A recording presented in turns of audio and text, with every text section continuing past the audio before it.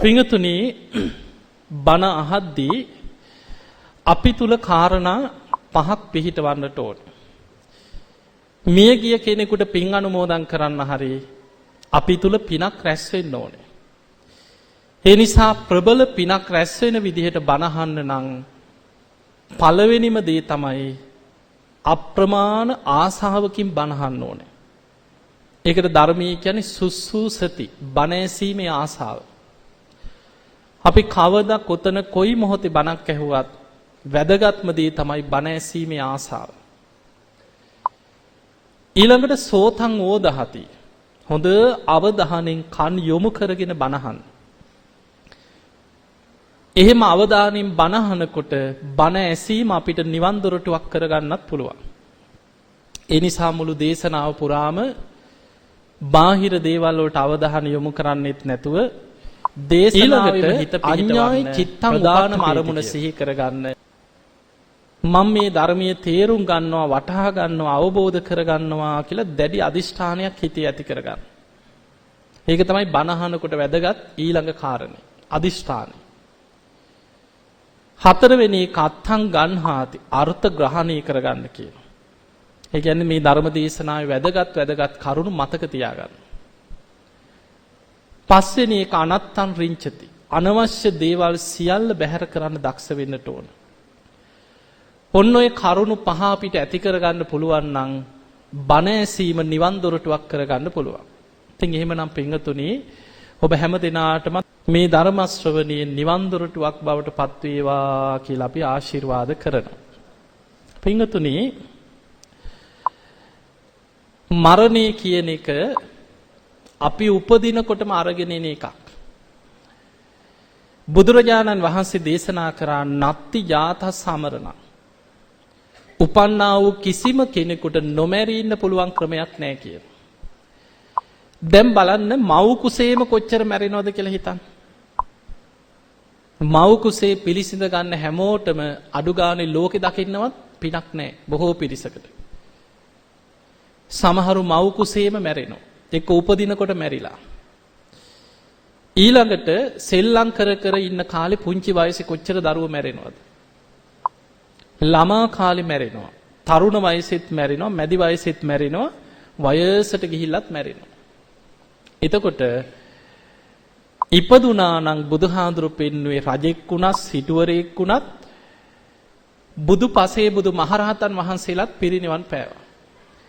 එහෙමනම් අපි කාටත් කවදා කොතන කොයි මොහොතේ හෝ ඒකාන්තේ මරණයට මුහුණ දෙන්න සිද්ධ වෙනවාමයි. මේ මරණය ගැන හිතන්න ඕනේ.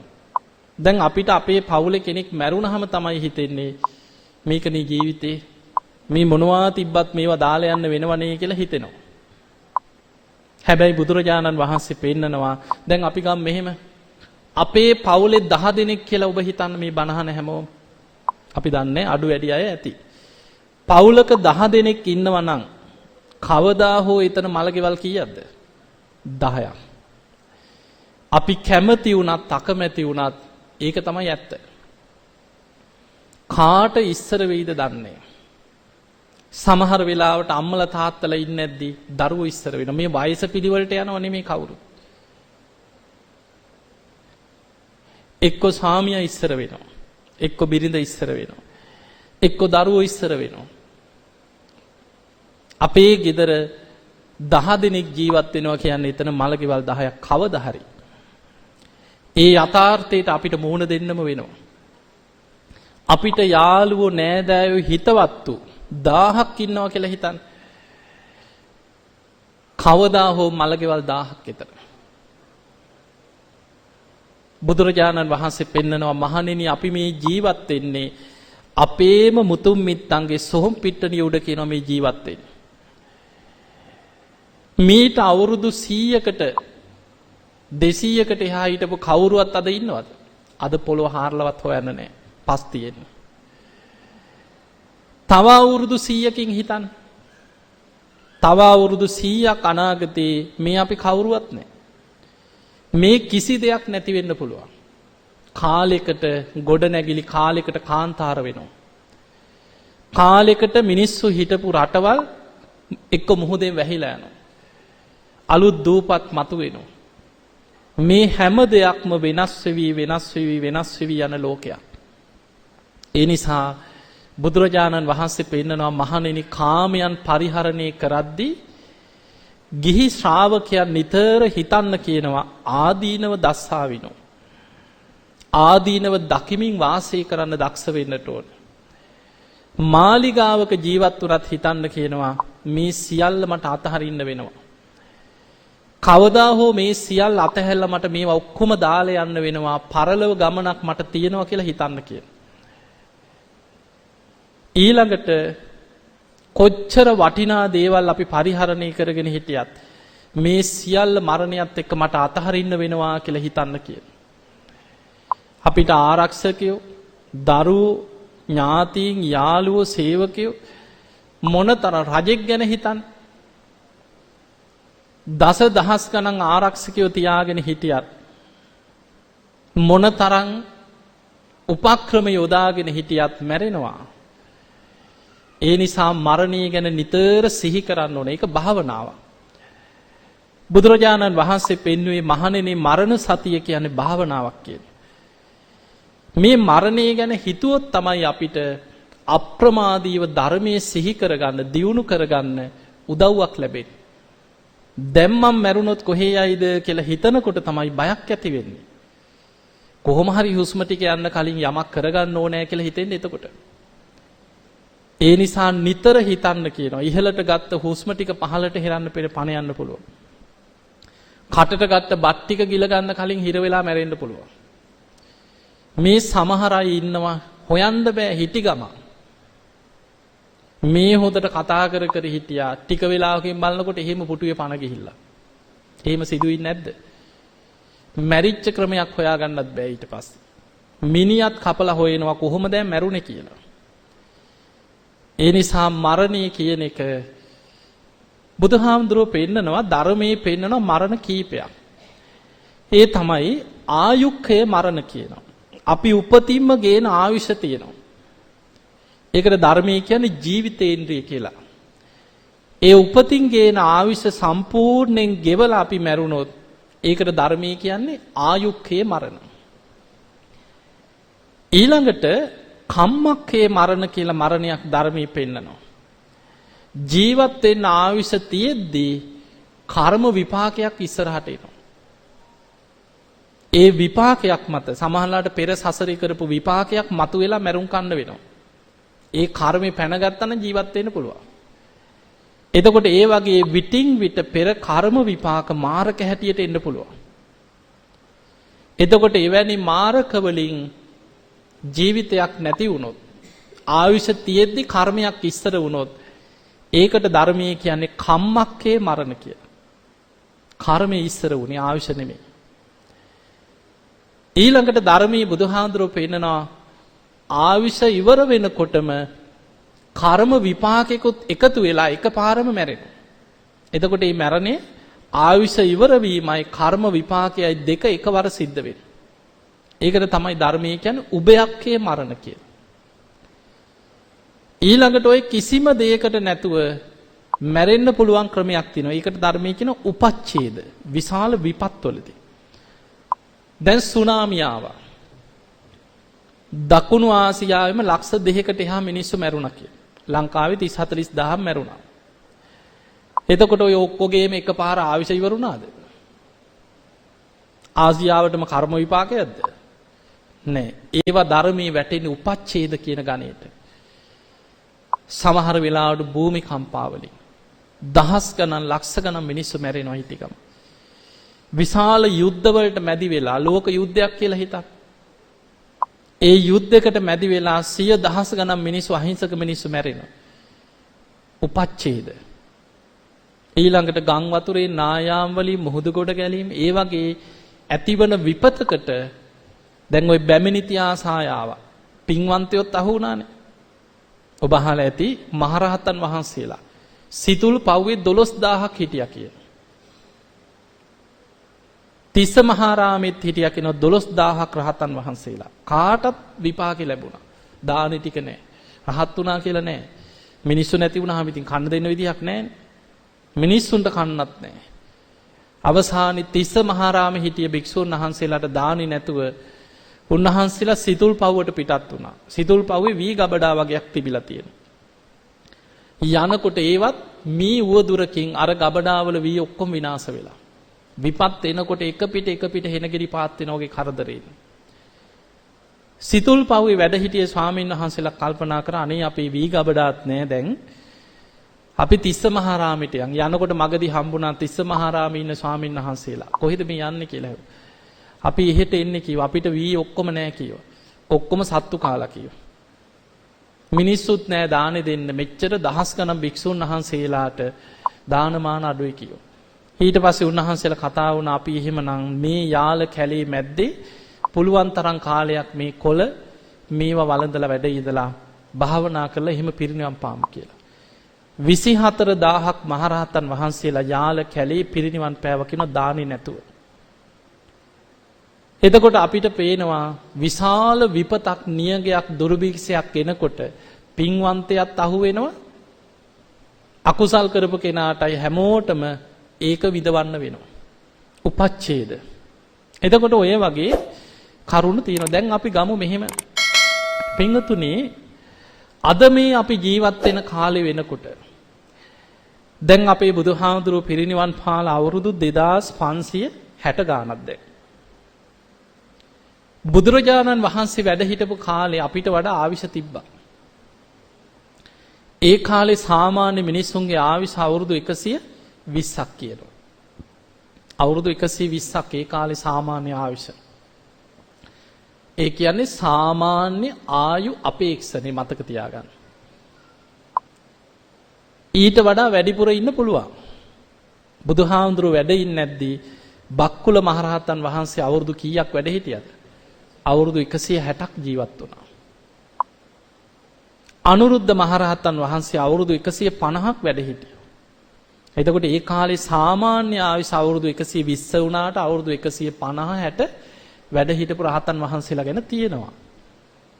දැන් හිතන්න අද අපි ජීවත් වෙන මේ කාලේ වෙනකොට දැන් අපේ ආයුෂ අඩු වෙලා අද මේ වෙනකොට සාමාන්‍ය මිනිසෙක්ගේ ආයු අපේක්ෂාව තියෙන අවුරුදු 70 75 අතර. ඔබ බලන්න රටේ එක රටවල් වල ආයු අපේක්ෂාව ගණනය කරනවා. සාමාන්‍ය ආයු අපේක්ෂාව අවුරුදු 70 ගණන් තියෙනවා. ඔය අතරින් කලාතුරකින් ලොකු පෙර පිනක් තියෙන කෙනෙක් අවුරුදු 80 90 ඉන්න අය ඉන්නවා. ඒකටත් ලොකු පිනක් තියෙන්න ඕනේ.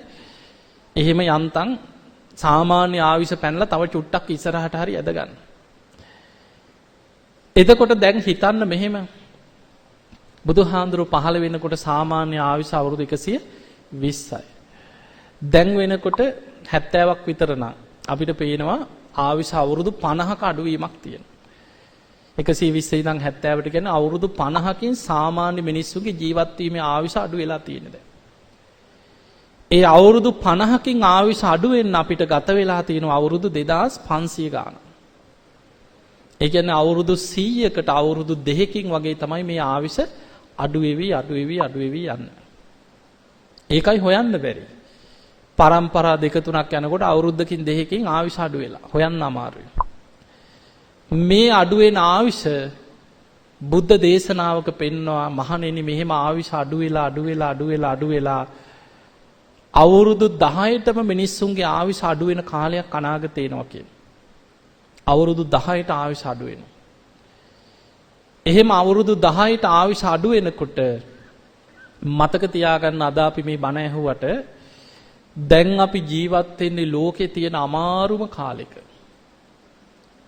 මිනිස්සුන්ගේ ආයුෂ අවුරුදු 100න් 15ට පිරිහෙනවා කියන්නේ මනුස්ස ලෝක අපායවල් වගේ වෙනවා කියනවා කෙලෙස් බලවත් වෙලා. දැන් ලෝකෙම මේ ලංකාවට විතරක් නෙමෙයි ලෝකෙම මිනිස්සුන්ගේ බුදුහාඳුරු පෙන්වන මහණෙනි මිනිස්සුන්ගේ ආයුෂ අවුරුදු 100න් 15ට පිරිහෙනකොට අකුසල් 3ක් බලවත් කියන. අධර්ම රාගය, විෂම ලෝභය, මිත්‍යා ධර්මයේ බලවත් වෙනවා. දැන් මිනිස්සු කෙලෙස් වලින් සත්තු වගේ විකෘති වෙලා ඉන්නේ.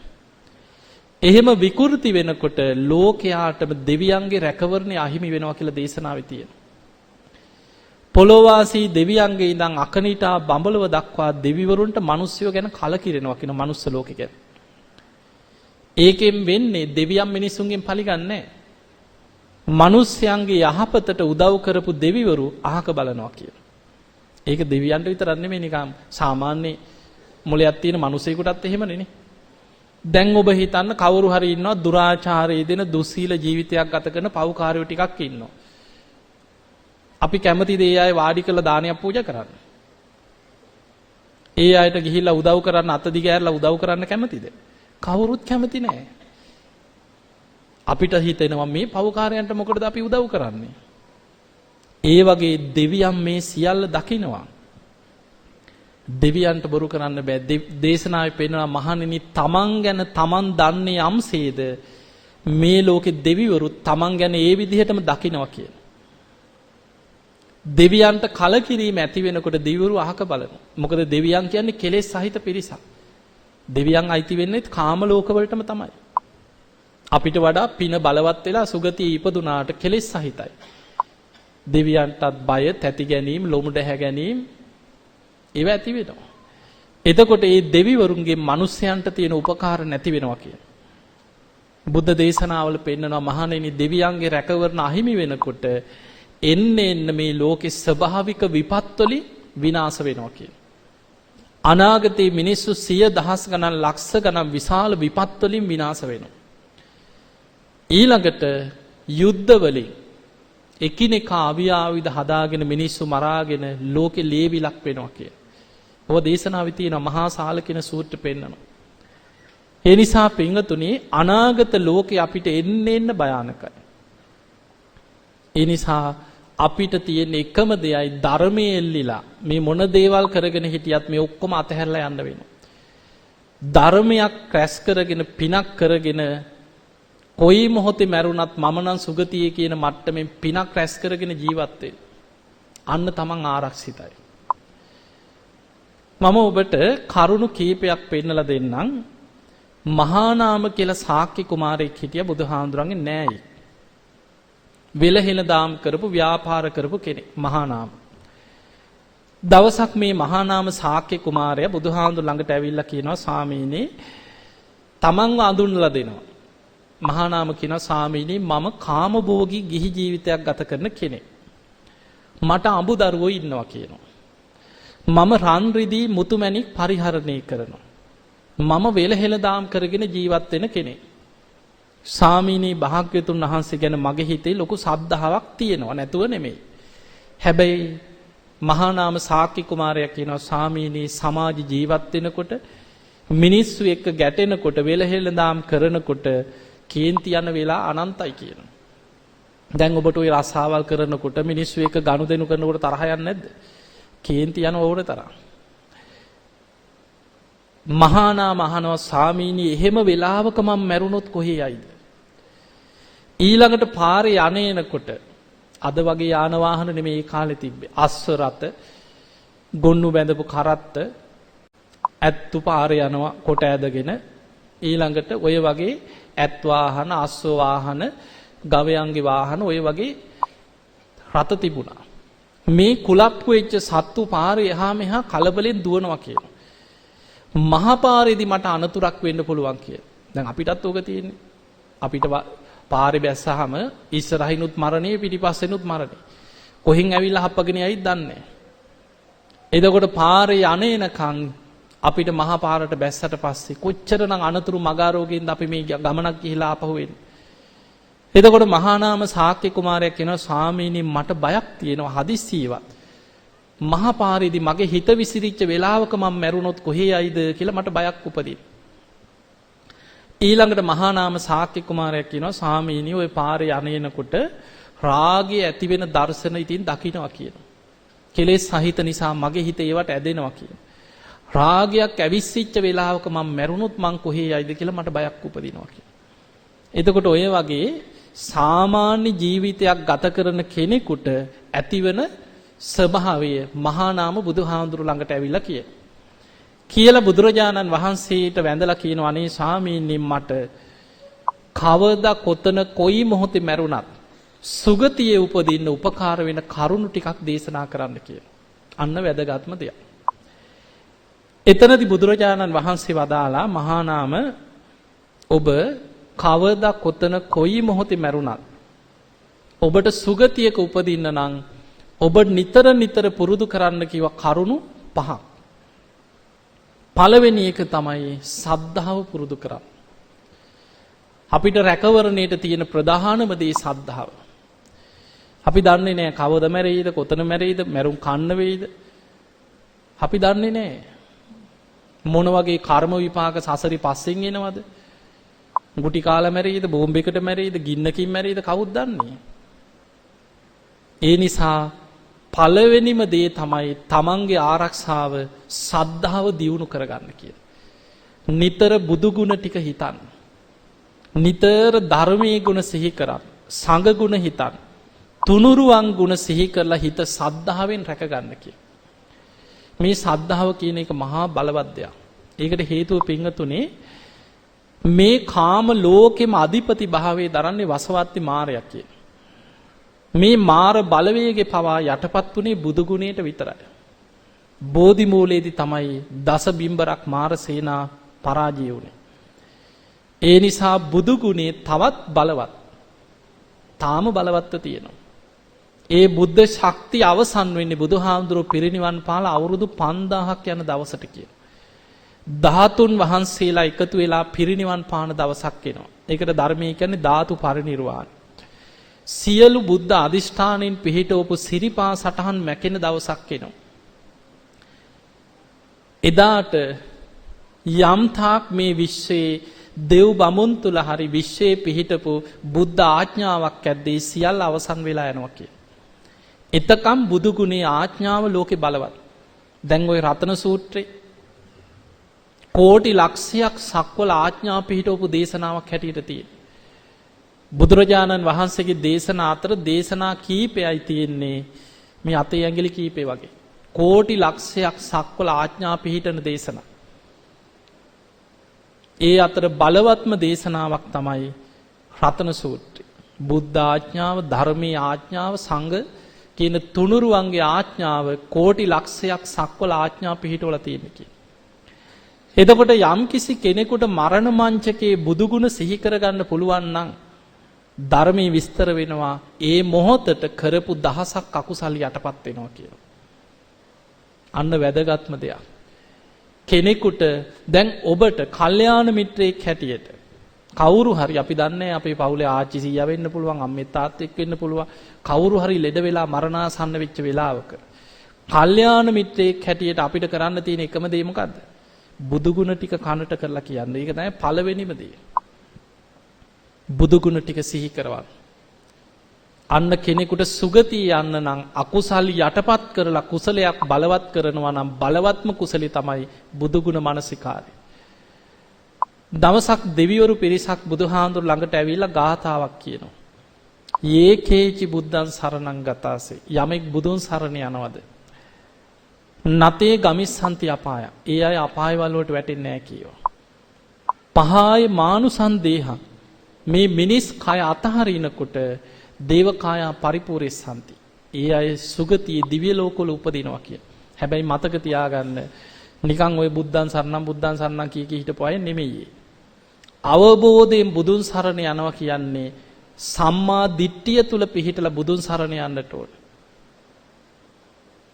අවබෝධයෙන් බුදුන් සරණ ගිය කෙනාට වෙන පිළිසරණක් නැහැ. නත්ති මේ සරණං අඤ්ඤං බුද්ධෝ මේ සරණං වරං. එයාට බුදුහාමුදුර ඇරෙන්න වෙන සරණක් පස්සේ යන්නේ නැහැ. නත්ති මේ සරණං අඤ්ඤං ධම්මෝ මේ සරණං වරං. එයා ධර්මයේ ඇරෙන්න වෙන සරණක් හොය හොයා දුවන්නේ නැහැ. නත්ති මේ සරණං අඤ්ඤං සංඝෝ මේ සරණං වරං. මේ බුද්ධ ශාසනයේ ධර්මාවබෝධය ලැබපු ශ්‍රාවකයන් ඇර වෙන අය හොය හොය දුවන්නේ. එතකොට තුනුරුවන් තුල හරියට පිහිටපු කෙනා ඒකාන්තයෙන් සුගතිය උපදිනවා කියලා දෙවිවරු බුදුහාඳුර ඉදිරියේ පෙනී ඉඳලා ප්‍රීතිගෝසාදිදී කියනවා.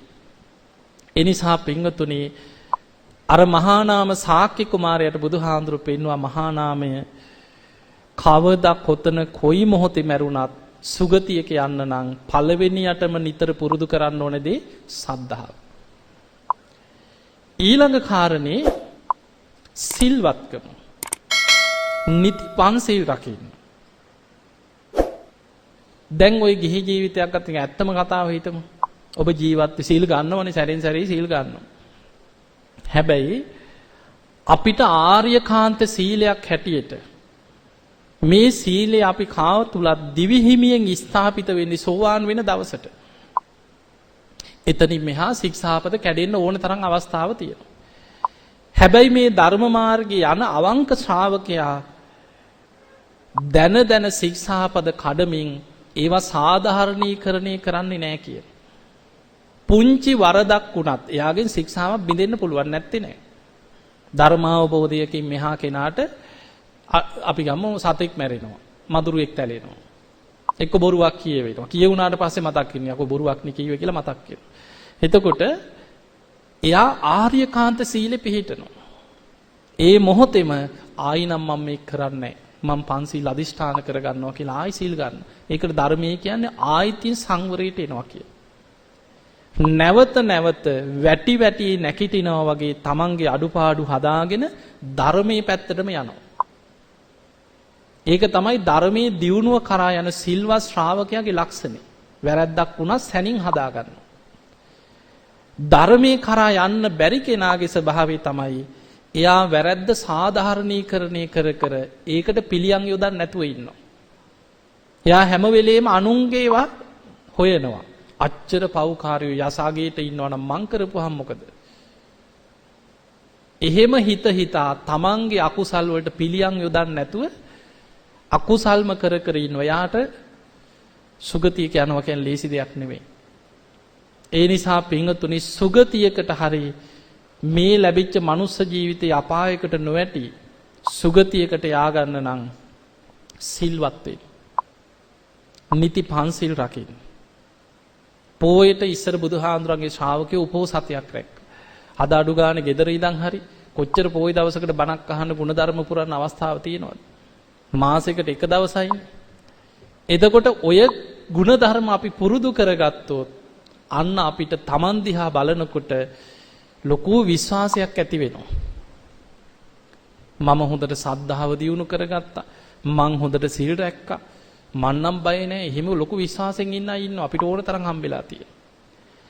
ඒ නිසා පින්වත්නි බුදුහාඳුරෝ මහා නාම ශාක්‍ය කුමාරයාට පෙන්වුවා මහා නාමයේ ඔබ කවදා කොතන කොයි මොහොතේ මැරුණා සුගතියක යන්න නම් දෙවණි එක තමයි හිතට එකඟව සීල් රකින්න කියෝ. ඔබේ සීලේ ලෝකෙට පේන්නේ මේ හෘද සාක්ෂියට එකක සීලයක් රකින්න. ඊළඟ එක සුතවත්කම. බුදුහාඳුරෝ පෙන්නනවා මහා නාම ඔබ කවදා කොතන කොයි මොහොතේ මැරුණත් ඔබට සුගතියක යන්න නම් උපකාර වෙන නිතර පුරුදු කළ යුතු දෙයක් තමයි කියව සුත කියන්නේ දහම් දැනුම. දවසකට එක බණක් හරි අහන්න පුරුදු වෙන්න. මේ මොන දේවල් තිබුණත් අපිට වැඩ කිය මොනවා කර කර හිටියත් අපි මැරෙනවා කියන එක හිතත්. හුස්ම ටික යනකොට මේ කිසි දෙයක් අපිට පිහිට පිණිස පවතින්නේ නැහැ. බුදුහාඳුරු පෙන්වුවා තමන්ට තමන්වත් නැහැ. අත්තාහි අත්තනෝ නාතෝ කෝහි නාතෝ පරෝසියා කිය. තමන්ට තමන්වත් නැති කල්ලි කවරෙකු නම් තමන්ට බාහිර පිහිටක්ද කියලා අහන. ඒ නිසා හැම වෙලාවෙම හිතන්න මේ පරිහරණය කරන කුණු කයත් යම් වෙලාවක මට අතහැරලා යන්න වෙනවා. මමම රැස් කරගත්ත දෙයක් විතරයි මට පිහිට පිණිස පවතින්නේ. යංකම් මං කරිස්සාමි කල්යාණං වා පාපකං වා තස්ස දායාද. මම යම් පිනක් කරොත් මට ඒකේ යහපත් විපාක සසරි ලැබෙයි.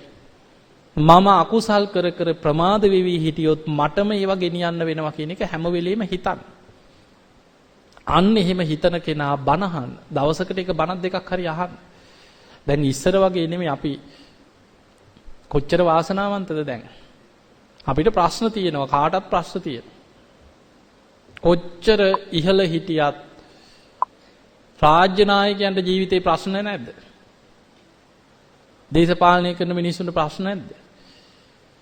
කොච්චර ව්‍යාපාර තිබ්බත් ඒ මිනිස්සුන්ට ප්‍රශ්න නැද්ද? ඒව ප්‍රශ්න තියෙනවා. කුලියක් කරගෙන හිටියත් ඒ මනුස්සයටත් ප්‍රශ්න තියෙනවා. මේ ලෝකේ ප්‍රශ්නයක් නැති මිනිසෙක් හොයන්න නැහැ. හැමෝටම ප්‍රශ්න තියෙනවා. ඒ ප්‍රශ්න ඔක්කොම විසඳගෙන බණ අහනවා කියලා හිටියොත් කවදාවත් බණක් අහන්න හම්බෙන්නේ නැහැ. ප්‍රශ්න පිටම මැරෙන්න වෙනවා.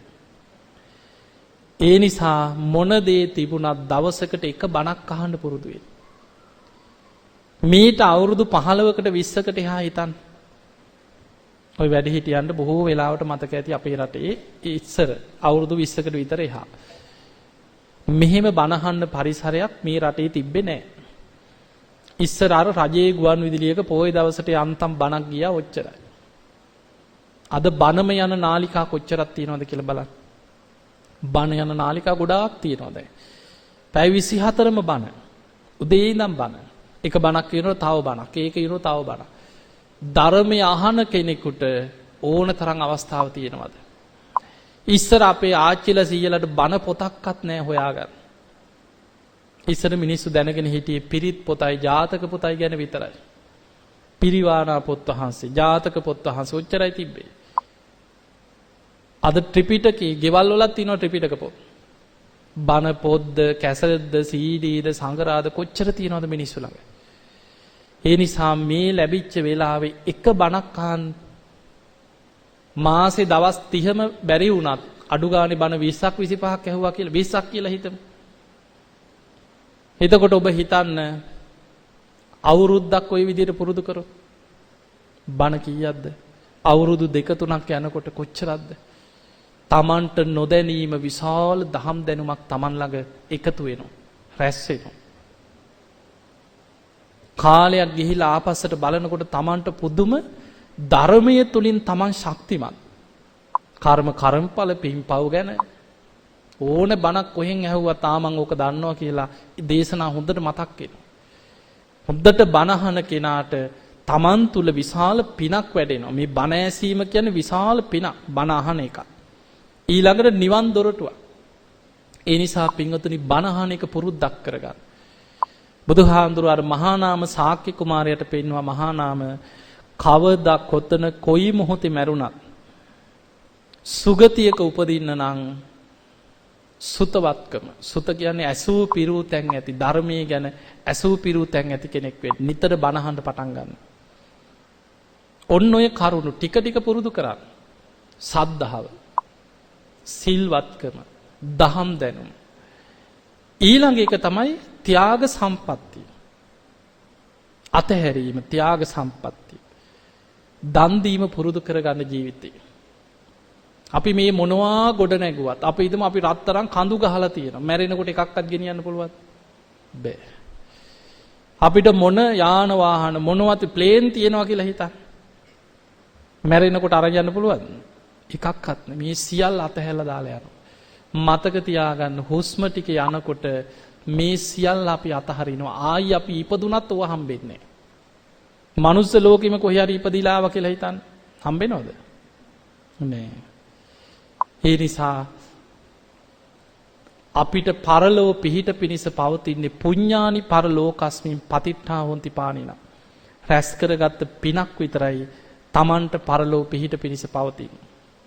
ඒ නිසා පුළුවන් තරම් පින් කරන්න, දන් දෙන්න.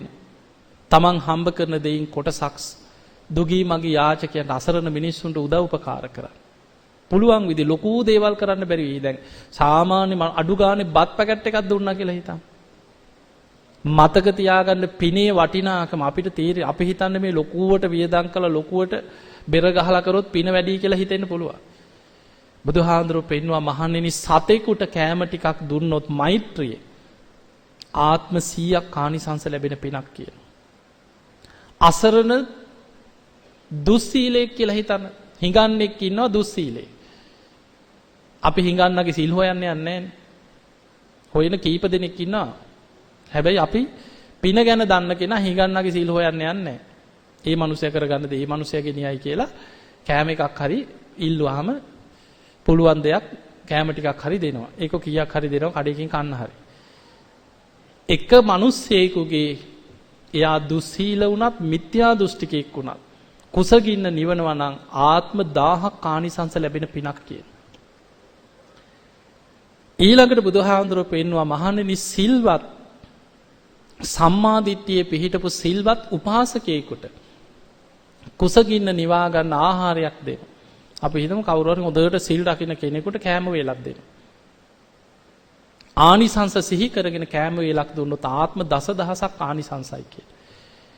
එතකොට සීලේ ගුණේ වැඩි වෙන්න ආනිසංස වැඩි වෙනවා. ඒ නිසා ජීවිතේ අපිට සිහි කරන්න තියෙන කරපු පින්කම්.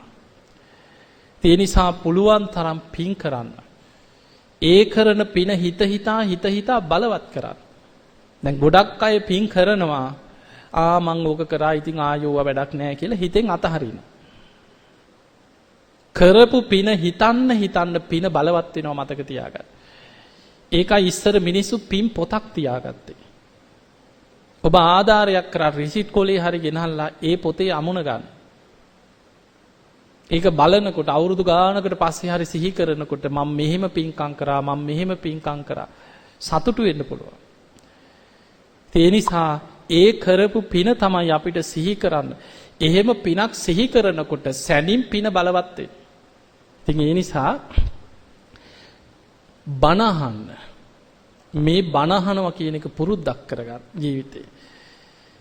පින්වතුනි අපිට හම්බ වෙනවා ගොඩාක් අපි මිනිස්සු ඇසුරු කරනවා ලංකාව පුරා යනකොට මේ බණ ඇසීම තුළ දැන් අපි හිතමු ඔබේ ජීවිතේ මොනවා හරි අඩුපාඩු තියෙනවා. හැබැයි බණ අහන එක නවත්තන්න එපා. මතක තියාගන්න. බණ අහන එක නවත්තන්න එපා. අඩුපාඩු ඔක්කොම හදාගෙන මම බණ අහනවා කියලා හිතුවොත් කවදාවත් වෙන්නේ නැහැ. බණ අහන්න. බණ අහගෙන යනකොට අඩුපාඩු නිකම්ම හැදෙනවා. ඇයි බණ අහනකොට තමයි තමන් කරන වැරද්දක් කියලා පේන්නේ. කුසල් අකුසල් පින්පව් හොඳ නරක දැනෙන්නේ බණ අහනකොට.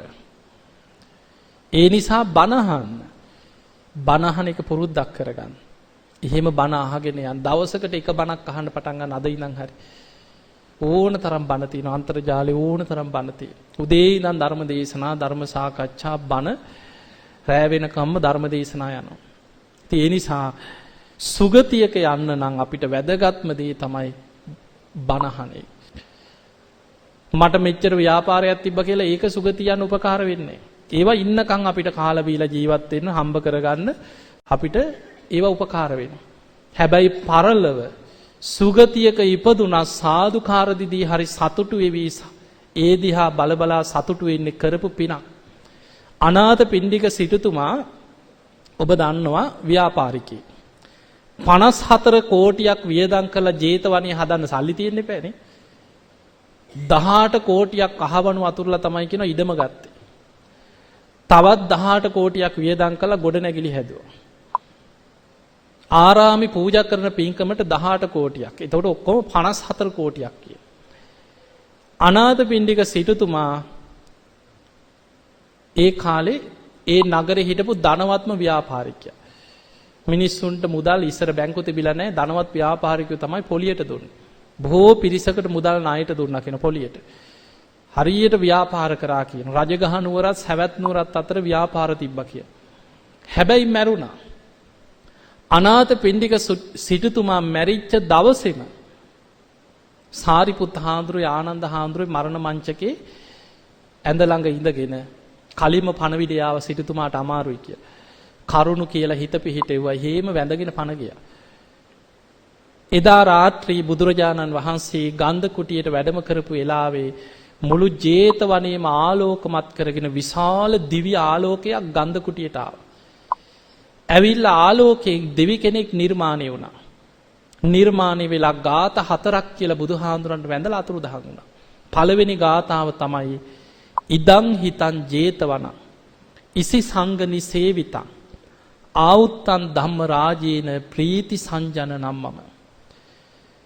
මිය ගිහිල්ලා දිව්‍ය ලෝකේ පහළ වෙච්ච ගමන් මනුස්ස ලෝකේ දිහා බැලුවේ තමන්ගේ ගෙදර දිහා නෙමෙයි. තමන් ශාසනයට හදලා පූජා කරපු ආරාමේ බුදුහාමුදුරුවෝ වැඩ ඉන්න හැටි බැලුවේ. ඒ බලනකොට හිතට ඇති වුණා විශාල සතුටක්. දෙවියෙක් විදිහට ඇවිල්ලා බුදුහාමුදුරුවෝ ඉස්සරහා කියනවා ඉදං හිතං ජේතවන ඉසි සංගනි සේවිතං. මේ ජේතවනාරාමේ සංඝ ඉරිසීන් වහන්සේලා පිරිවරාගෙන ධර්ම රාජයන් වහන්සේ බුදුහාමුදුරුවෝ වැඩ ඉන්නවා දකින්නකොට ප්‍රීති සංජන නම්මම මගේ සිත ප්‍රීතියෙන් සතුටින් කුල්මත් වෙලා යනවා කියන. එතකොට අපිට පේනවා පින් කරගත්ත කෙනා ඉද නන්දති මෙලවස් සතුටෙන් ඉන්නේ. මම පින් කරගත්තා කියලා කරපු පින් හිත හිතා මෙලවස් සතුටෙන් ඉන්නේ. පෙච්ච නන්දති පරලොව ගියත් සතුටු වෙනවා. මා විසින් මේ විදිහට අනේ අපි මනුස්ස ලෝකේ ඉන්න කාලේ මෙහෙම පින්කම් කරා කියලා ඒවා හිත හිතා සතුටු වෙනවා. කත පුඤ්ඤ උපයත්ත නන්දති. මේ දෙලොවම මෙලවයි පරලොවයි දෙකම සතුටු වෙනවා. ඒ නිසා පින් කරගන්න අපිට පරලොව පිහිට පිණිස පවතින පින අතහැරීම ත්‍යාග සම්පත්තිය දන් දෙන එක කාට හරි උදව්වක් උපකාරයක් කරන්න. ඒක තමයි Tamanට සිහි කර සතුටු වෙන්න පුළුවන්. ත්‍යාග සම්පatti බුදුහාඳුරු මහා නාම ශාක්‍ය කුමාරයට පෙන්වුවා මහා නාම කවදා කොතන කොයි මොහොතේ මැරුණා සුගතියේ උපදින්න උපකාර වෙන ඊළඟ කරුණ ත්‍යාග සම්පත්තිය දන් දෙන එක. අතහැරීම පුරුදු කරන එක පින් කරගන්න එක. දැන් ඔන්න කරුණු 4ක් කියව මතකද? සුගතියන් උපකාර වෙන පළවෙනි එක තමයි සද්ධාව. දෙවෙනි එක තමයි සිල්වත් කරන. තුන්වෙනි එක තමයි දහම් දැනුම නිතර බණහන්. හතරවෙනි එක ත්‍යාගේ කරන පින් අතහැරීම. පස්වෙනි එක බුදුහාඳුරෝ පෙන්නනවා මහා නාම ඔබ නිතර පුරුදු කරන්න කිව්වා ප්‍රඥාව. මාලිගාවක හිටියත් ආදීනව සිහි කරන්න. ආදීනව දස්සාවින අනිත්‍යයි කියලා හැම වෙලෙම සිහි කරමින් වාසය කරන්න. යම් දවසක මට මේ සියල්ල අතහරින්න වෙනවා. මගේ ඇස අනිත්‍යයි, කන අනිත්‍යයි, නාසය අනිත්‍යයි, දිව අනිත්‍යයි, කය අනිත්‍යයි, මනස අනිත්‍යයි. මේ කය අනිත්‍යයි කියලා හැම වෙලෙම මේ බාහිර දේවල්, ආධ්‍යාත්මික දේවල් මේ සියල්ල අනිත්‍ය වශයෙන් දකිමින් වාසය කරන්න කියලා. ඒකට කියනවා ප්‍රඥාව. ඔන්න ඔය කරුණු පහ වඩාගත්තොත් බුදුහාඳුරු කියන මහා නාම ඔබ කාමභෝගී ජීවිතයක් ගත කරත්. මොකද මහා නාම බුදුහාඳුරු ළඟට ඇවිල්ලා කිව්වේ ස්වාමීනි මම කාමභෝගී ගිහි ජීවිතයක් ගත කරන කෙනෙක්. මට අමුදරුවෝ ඉන්නවා. මං රන් රිදී බුදුමැණික් පරිහරණය කරනවා. කසී සලු ඒ කාලේ තිබ වටිනාම සලු පිළි. අපි ඒවා පරිහරණය කරනවා. ස්වාමීනි මට හැබැයි මේ සමාජයේ වෙලෙහෙළදාම් කරගෙන ව්‍යාපාර කරගෙන ජීවත් වෙනකොට තරහ යනවා, කේන්ති ඇති වෙනවා, රාගය ඇති වෙනවා, මිනිස්සු එක ගැටියෙන් ඇති වෙනවා, මරණ බය උපදිනවා. බැරි වෙලාවත් හදිසියෙවත් මම මැරුණොත් කොහේ යයිද කියලා තමයි ඇහුවේ. එතකොට බුදුරජාන් වහන්සේ වදාළ මහා නාම ඔය කරුණු පහ ඔබ තුල නිතර වඩනවා නම් සද්ධාව, සිල්වත්කම, දහම් දැනුම, ත්‍යාග සම්පත්තිය, ප්‍රඥාව ඔය කරුණු පහ නිතර ඔබ වඩනවා නම් මහා නාම ඔබට ওই බය උපදින්නේ නැහැ කියව. හැම වෙලේම තමන් තුලින් තමන්ට විශ්වාසයක් ඇති වෙනවා. තමන් තුල සද්ධාව වැඩිලා නම්, තමන් හොඳට සීල් රකින්න කෙනෙක් නම්, තමන් හොඳට පින් කරගන්න කෙනෙක් නම්, තමන් නිතර බණ අහනවා නම්, භාවනාවක යෙදෙනවා නම්, එයාට තමන් තුලින් විශ්වාසයක් ඇති වෙනවා මම නම් දැන් මැරුණා සුගති. මේ මොනවා තිබ්බත් මං හොඳට පින් කරගත්ත කෙනෙක් කියලා යා හැම වෙලේම කරපු පින ගැන හිතා පරලව සුගතියක් අරමුණු කරගෙන සතුටෙන්මයි කියනවා ඉන්නේ. මතක තියාගන්න බුදුහාඳුරෝ පෙන්නනවා පින් කරගත්ත කෙනාට පරලව යන්න තියෙන ගමන හරියට මේ වගේ කියලා. උපමාවක් පෙන්නනවා. දැන් ඔබ හිතන්න ඔබේ දරුවෙක්, නෑදෑයෙක්, ඥාතියෙක් විදේශ රටක ජීවත් වෙනවා කියලා හිතන අපි හිතමු ඇමරිකාවේ හරි කැනඩාවේ හරි කොහේ හරි ඕස්ට්‍රේලියාවේ හරි ඉන්නවා. ඔබේම දරුවෙක් නෑයෙක් ළඟම හිතවතෙක්. ඒ අය මොකද කරන්නේ? ඔබව ගෙන්න ගන්න. ඔබට සියලු දේවල් සකස් කරලා ඉන්න තැන් හදලා නිමාඩු දාගෙන ආව දවස්වල ඔබව එක්ක යන්න අපි මෙහෙ යම් කියලා හැම තැනක්ම සූදානම් කරලා ඔබ එනකම් බලාගෙන එයාපෝට් එකටත් ඇවිල්ලා බලාගෙන ඉන්නවනම් ඔබට මේ ගමන යන්න බයක් ඇති වෙනවද? නැහැ. එයා බොහොම සතුටින් යන්නේ. ඒ වගේ තමයි කියනවා පින් කරගත්ත කෙනාගේ පරලොව ගමන. සද්දා, සීල, සුත, ත්‍යාග, ප්‍රඥා වඩපු කෙනා සුගතිය උපදින්න දින ගැන ඉන්නේ කියනවා. දෙවිවරු එයා එනකම් බලාගෙන ඉන්නේ ළඟම ඥාතියෙක් පිළිගන්න බලාගෙන ඉන්නවා වගේ කියනවා. ඊළඟට බුදුහාඳුරු උපමාවක් පෙන්නනවා මහණෙනි පින් කරගත්තේ නැති කෙනා, සද්ධාව දියුණු කරගත්තේ නැති කෙනා, ගුණයක් පුරාගත්ත නැති කෙනාට පරලොව ගමන මේ වගේ කියනවා. නන්නා දුනන රටකට කොහේ හරි පැත්තකට යන්න තියෙනවා. දැන් ඔබ හිතන්න ඔය මැද පෙරදිග රසාවලට යන මිනිස්සු භාෂාවක් දන්නේ නැහැ. මෙහෙන් යන්නේ නැති බැරිකමට, අසරණකමට. දරුවෝ දාලා යන්න විදිහක් නැහැ. එක්ක ආච්චිට හරි කාට හරි ළමයි දාලා. යනකම් අඬ අඬා මෙහි පිච්චි පිච්චි යන්නේ. එයාපෝට් එකට යනකම් අඬ අඬා යන්නේ බෑග් එකයි රෙදි ටිකයි තුරුල් කරගෙන. ප්ලේන් එකේ නගින්නේ අඬ අඬා. ගිහිල්ලා බහිනකම් අඬ අඬා යන්නේ. බැසට පස්සේ මොකක් වෙයිද, ගුටි කයිද, මැරුම් කයිද, පෙට්ටියෙන් ලංකාවට එන්න වෙයිද, ඇන ගහලයි වයිද දන්නේ මොන જાතිය කොහොම තැනකට වැටෙයිද දන්නේ. එයාට පරලව ගමන බයක්, අනතුරක්. එයා යන්නෙත් බයෙන්, ගිහිල්ලා මූණ දෙන්නෙත් භයානකම දේවල් ගොඩකට. ඒ නිසා පින් කරගත්තේ නැති කෙනාගේ පරලව ගමන ඒ වගේ කියන. එයාට මරණ මංචකය කියන්නේ අනතුරක්, බයක්, තැති ගැනීමක්. පිංගතුනි, සුගතියක හරි උපදින්න නම් මෙච්චර වටිනා මනුස්ස ජීවිතයක් ලැබිලා, බුද්ධ ශාසනයක් මුණ ගැහිලා, ෂණ සම්පත්තිය ලැබිලා, ධර්මයේ මෙච්චර කතා කරන රටක පළාතක ජීවත් වෙලා මේ ලැබිච්ච මනුස්ස ජීවිතයෙන් ප්‍රයෝජනයක් අරගෙන අඩුම ගානේ සුගතියක හරි යන්න නම් ඔය කරුණ පහ පුරුදු කරන්න. මොනවද? සද්ධා, සීල, සුත, ත්‍යාග, ප්‍රඥා. ඔය කරුණ පහ වඩන්න. ඉතින් එහෙමනම් ඔබ හැම දිනාටම, අපි දන්නේ නැහැ අපි කාට කවදා කොතන මරණ ඉස්සර වෙයිද අපි දන්නේ.